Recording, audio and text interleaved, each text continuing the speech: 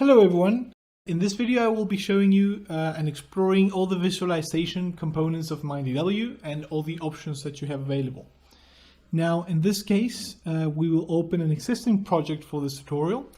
The model we will be using for this tutorial is one of a copper porphyry mine, which is mainly composed of volcanic units with an overlying gravel formation which forms the main aquifer. The first thing we will do after opening the model is to read the results file. This file was generated after running the model, and it can be uploaded by going to the results menu and selecting read results and then choosing the corresponding .plb. This type of file stores the water level results data for all nodes at all time steps. Once the results are loaded, we can have a look at the control panel here on the right side of the screen. The top part of the control panel shows all current active plots. Down here you can find the listing of all possible plot items that can be added to the viewing pane. And furthermore, at the bottom of the panel you can find the information tab, which shows the details of the different plot items in the scene as you mouse over them. The first item on the list is the axis item. This item, as you can see, shows the spatial orientation of the model. Then we have the observations plot items, which shows all the observation points included into the model, be it wells or piezometers. Underneath it, we find the list of boundary conditions added to the model. Then under element, we find all plot items that allow us to visualize the different properties and parameters relating to the model elements or zones. Under file data, we can find a list of files that can be uploaded and included into the scene. Under the node tab, we find all plot items corresponding to node parameters such as water levels, elevations, pore pressures, etc. Then under post-processing, we can calculate and visualize particle tracking, as well as pit influx, corresponding to the inflow of water that would be related to a specific open pit. And finally, under cutting panes, we can see all options relating to the generation of cross sections. These can be either generated through a straight plane or through a curved surface. And adding to this, we have the clip box option, which allows us to limit the model visualization to a certain area of interest. Now, we're going to start the visualization with a 2D plane under the element tab. As we can see, this plot item shows us the model's information as it relates to the different layers. With a 2D plane, we can see the hydrogeological units, as you can see here, as well as the recharge and evaporation areas. Now for the recharge, our model, for example, has two zones in this case, which corresponds to a specific condition relating to tailings dam for this specific site. Now, furthermore, if I show you the evaporation, we see that the whole extent of the model has a single value assigned to it. Now, if we open the 3D element item, we'll be able to see all of the model's elements with their respective hydrogeological units. All of the information corresponding to an element can be seen in the information panel here at the bottom right, like in this case with the corresponding unit and hydraulic conductivity. We're also able to create cross sections of the plot items by just using the tool and selecting two different points in the viewing pane.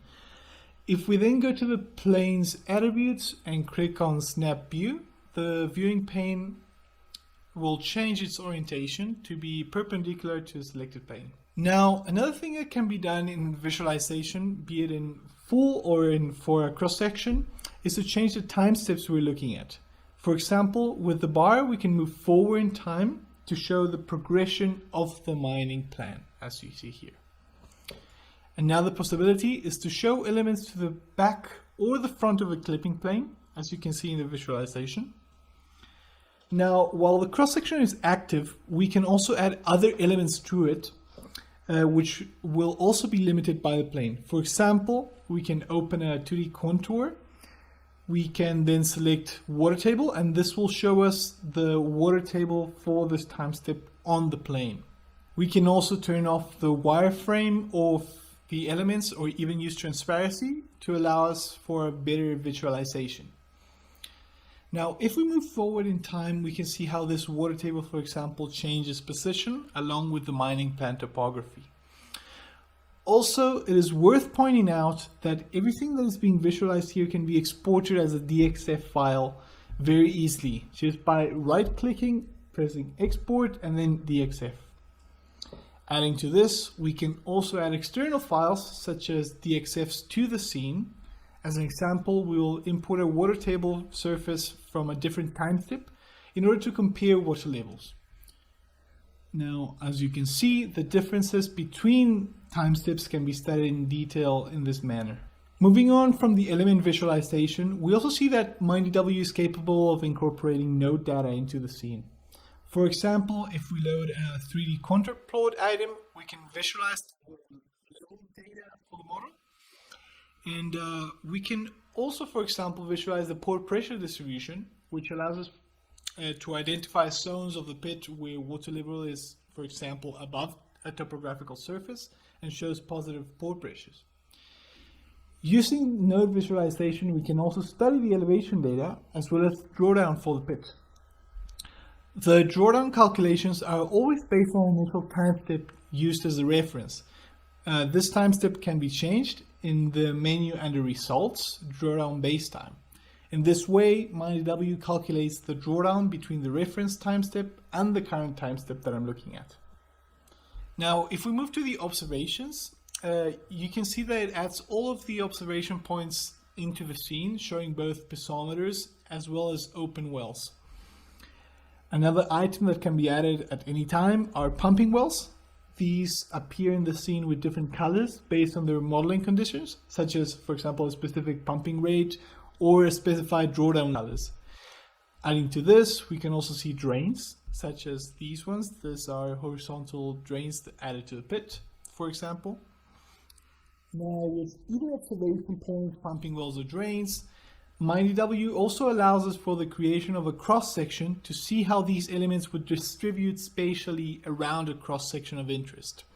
The software automatically shows the wells and drains that are close to the section with a predetermined range of 100 meters, which can actually be manually changed to be more restrictive or more permissive of the selection of wells and drains around the cross-section. Lastly, we can add ISO surfaces to the viewing pane, as you can see there. With these, we can look at the different parameters such as water levels, pore pressures, drawdown contours, and also in the same way, we can add ISO lines to the scene and study their evolution through time, as you can see here. Now, this concludes the tutorial for today. Please follow ITASCA's channel for more news and tutorials on MINEDW and the rest of ITASCA software. Thank you very much and goodbye.